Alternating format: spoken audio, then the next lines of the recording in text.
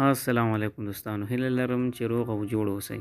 د امین میډیکل ټوټوریالز چینل ته ښه راغلاست. نن یو ځل بیا غواړم چې د یو نوې ناروغۍ په هکله تاسو سره معلومات شریک کړم، نو هیله لرم چې تر پایه زموږ ملتیا وکړئ. زموږ د نن ورځې موضوع ده نسناستی څه شی دی، ولې رامنځته کیږي، نښې، علایم او درملنه یې څه شی ده. نسناستی هغه ناروغي ده په کوم کې چې د بدن جامد ضایعات د عموما څخه ډیر مایع وي او له بدن څخه خارجيږي. نسناستی د صحت یو عام شکایت دی او کېدای شي د دې لړۍ لنډمهال حالت څخه ان تر خطرناک حالت پورې ورسیږي. په نړیواله کچه اټکل کیږي چې هر کال 2 بیلیونه خلک د نسناستي په ناروغۍ اخته کیږي او په پرمختللو هیوادونو کې 1.9 میلیونه هغه ماشومان دي کوم چې د 5 کالو څخه عمر کم وي د نسناستي یا اسهال له امله مړه کیږي. نسناستی یا اسهال ولې رامنځته کیږي، علت یې څه شی ده. د نسناستي د رامنځته کېدو لومړنی علت وایرس ده، یعنی نسناستی یا اسهال د وایرس له وجې رامنځته کیږي، لکه نورو وایرس او یا هم روټا وایرس. دومره د نسناستي د رامنځته کېدو وجه بکتریا ده، یعنی نسناستی د بکتریا له وجې رامنځته کیږي، لکه کامپلیبیکټر او بل اسکریچي کولای، یعنی دغه یا دې ته موږ ایکولی هم ویلی شو، کوم چې اکثره وخت د ککړو غذاګانو څخه انسان ته داخلیږي. یعنی مطلب دا کله چې موږ ډیر زیات ککړ خواړه او ککړ اوبه او دا شیان وخورو وڅښو، نو کیدای شي چې دا ایکولی بکتریا هم زموږ د دې له لارې زموږ بدن ته داخل شي او بیا په نسناستي باندې اخته شو.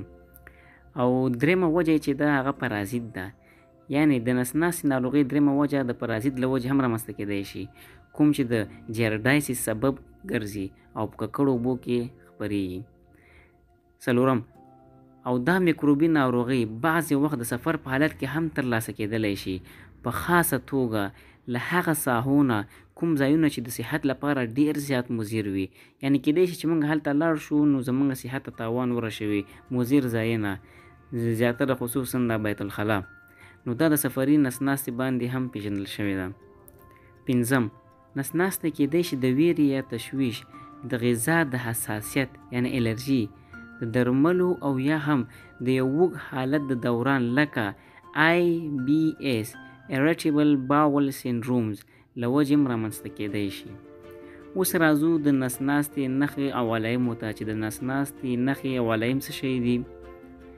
مهمه نښه دا ده چې 3 او یا هم د 3 څخه زیات ځلې په ورځ کې غایطه مواد د اوبو په شکل خارجيږي. نسناستي نښې او علایم دا دي، اوس په ترتیب سره ټول غواړم تشریح کړم. لومړی، عاجل تشناب ته ضرورت پیدا کیږي. دوم، د خېټې درد او څړیکه. دریم، د غایطه موادو د رنګ تغیروالی. څلورم، په غایطه موادو کې خراش کوي، یعنی بلغم، زوه، وینه او شحمیات وي. پنځم، کانګې کول یعنی قی کول. شپږم، د بدن عمومي کمزورتیا او ستړتیا. اووم، له حده زیات د غایطه موادو په شکل د اوبو له لاسه ورکول، که چیرې په چټکۍ سره یې تداوي ونه شي نو د اوبو کمښت ته مخه کوي، کوم چې بیا ډیر خطرناک حالت. بالغو کسانو کې د نسناستي نښې عبارت دي. اول، ستړتیا او د انرژي د اړتیا احساسول. دوم، د اشتها نشتوالی. دریم، د زړه بندېدنه او قی کول. څلورم، د سر دروندوالی احساسول. پنځم، پرکالتوب. شپږم، د ژبې وچوالی. اووم، لوېدلې سترګې. اتم، د عضلاتو بریښ. نهم، په تیزۍ سره د زړه غورځېدنه، یعنی په تیزي ډول هر چېرته زر زړه غورځېدنه، مطلب چې سړی زړه واچوي هغه رقم. تشخیص، د نسناستي تشخیص څه شی ده. له نږدې څخه ډاکټر ستا فزیکي حالت ګوري او همدارنګه د درملنو دوباره کتنه کوي، او ستا ډاکټر شاید د معاینې سپارښتنه وکړي تر څو معلومه کړي چې د نسناستي ناروغي ولې رامنځته شوې، او دا مشتمل دی په اول، د وینې ټیسټ.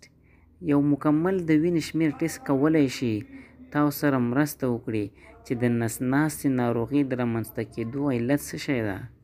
دوم، د غایطه موادو ټیسټ. ستاسو ډاکټر شاید د غایطه موادو د ټیسټ سپارښتنه وکړي تر څو معلومه کړي چې آیا د بکتریا او که یا هم د پرازیت له وجې ستاسې نس ناستی رامنځته شوی. دریم، د سیګمویډسکوپي یا هم کولنسکوپي کول. په دې معاینه کې د یو وړوکې کیمرې په مرسته د کولمو د سیګمویډ کالن پورې دا غځوي یعنې تیروي تر څو لیدونکي معاینات اجرا شي. ستاسو ډاکټر شاید د دغو پروسو سپارښتنه وکړي تر څو د کالن د برخې خطونه وګوري. که چیرې د نس ناستې کوم لامل معلوم نشي نو بیا بایوپسي کوي. بایوپسي معنا یعنې د یو ژوندي موجود څخه د یو نسج یو عضو اخیستل تر څو معاینات به اجرا کړي ترسره کوي. درملنه. اوس راځو درملنه یې څه ده، بیا هغې نه وروسته هم په نورو موضوعګانو باندې غږېږو. زیاتره د نس ناستې پیښې بغیر د درملنې څخه په څو ورځو کې واضح کېږي.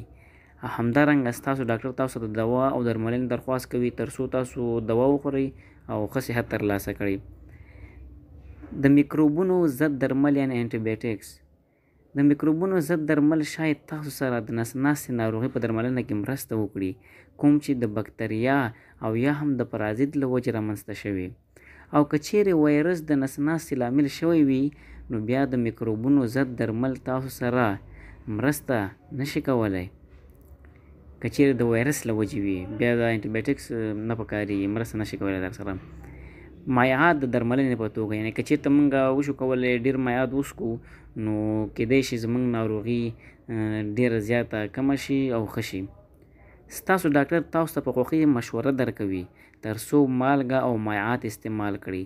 اکثره بالغو کسانو لپاره باید چې اوبه، جوس او سوپ وڅښي ځکه چې ډېرې اوبه مو د لاسه ورکړې وي.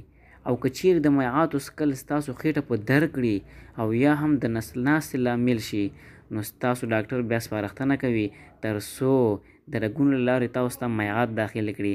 یعنې مطلب دا چې بیا هغې نه وروسته کولی شي تاسو ته سیرون وکړي تر څو سیرون له لارې تاسو ته الله پاک شفا درکړي. ها دوستانو، دا وانو زموږ د نن ورځې ویډیو. که مو ویډیو خوښه شوې وي نو ویډیو لایک او چینل سبسکرایب کړئ تر څو له ټولو څخه مخکې زموږ نوې طبي ویډیوګانې تاسو ته در ورسیږي.